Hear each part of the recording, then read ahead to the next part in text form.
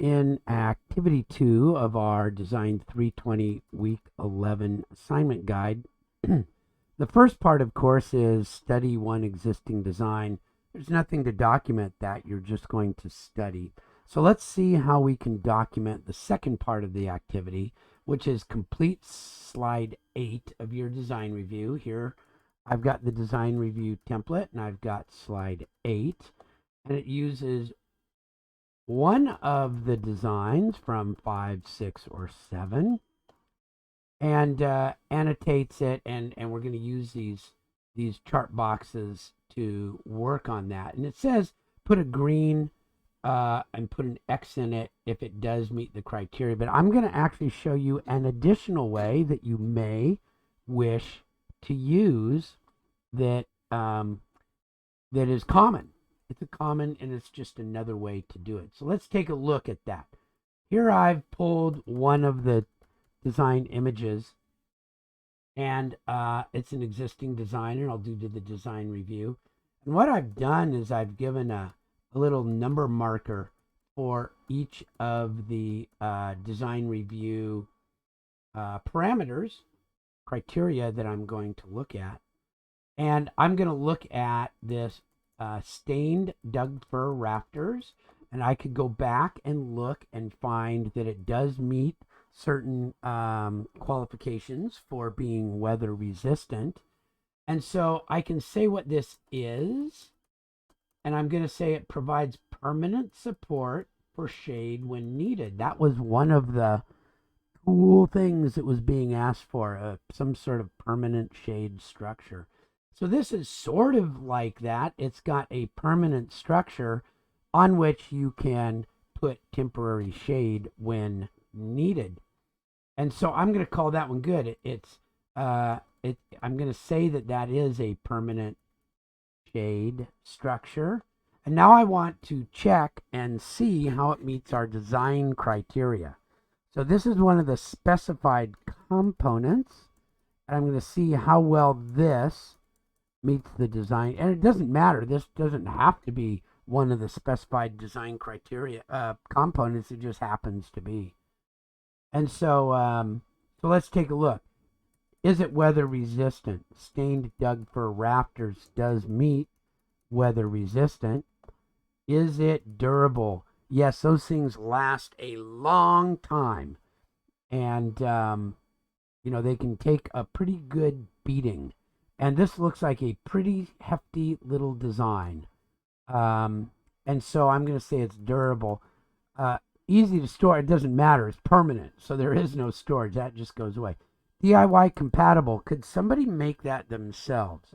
If you are a DIY, do-it-yourself person, you certainly could. You would have to have some tools, and you would have to have a plan and some know-how.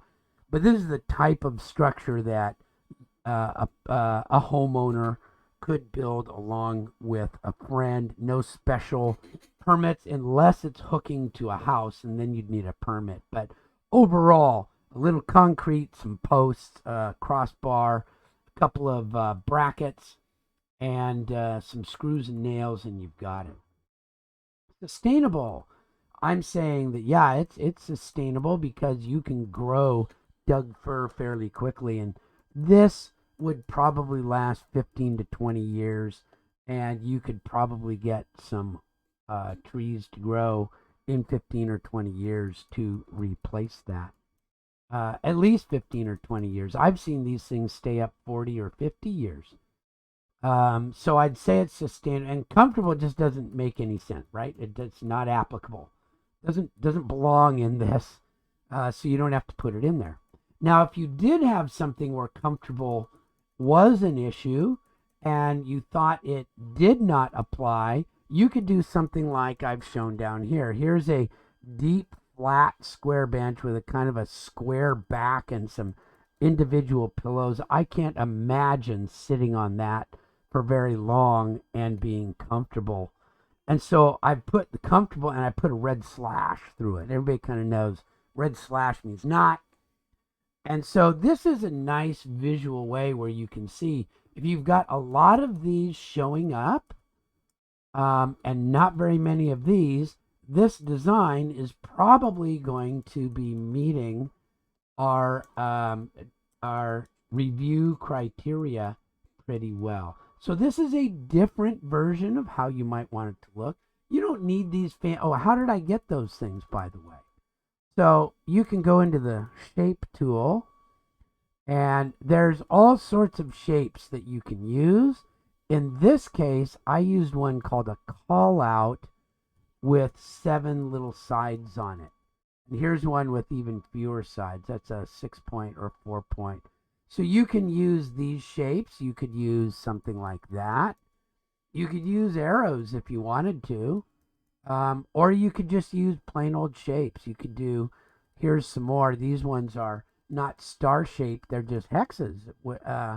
Hexagon, septagon, octagon, things like that. So with numbers in them or hexes. So there's all sorts of ways that you can identify this, or maybe you just want colored numbers. You don't even have to have the shape. Kind of up to you, and you can play with it and see how you might like it to look. If this gets too big, I can take this whole thing over here and get to a corner. I think I can. No, I have to get that here. Maybe not. I have to shrink it, and then I'd have to shrink these to match. Okay, so get this sort of set up first, so that you know about how much room you need on your page. You can shrink this if you want. This one can shrink, right? And you have to do some work. You can shrink it, but this is part of the job. This is part of the job of getting things to look good and be clear and concise for the person who's reading your design work. So the modeling is a portion of the work that gets done. You know what a model is that didn't get made. It's called art. And this is a design class, not an art class. Art is really cool, by the way, and people make beautiful stuff. But if there's no crafting or product that comes out of it, and I know a painting is considered a product, but not if you look up what craftsmanship is, or what we're talking about here in design of actually building something. We want to take this concept somehow and use 3D models to create the documents that will create the design, create the product. So this is important, and getting the stuff good is and well laid out and easy to see, because if nobody accepts your work and pays you for it and says, yes, I want your work, it was a lot of good work and inventive work, but it didn't in the end get the job. And that's our goal in design technology. So there we go. That is your quick primer on Activity 2 of the 320 Week 11 Design Guide. Complete Slide 8. Determine if the design meets each of the design review criteria. And that's exactly what our goal is. Review an existing product. And remember, we're just reviewing one. In the working world, you would be asked to probably do 2 or 3, or you would do one and somebody else would do another and somebody else would do another.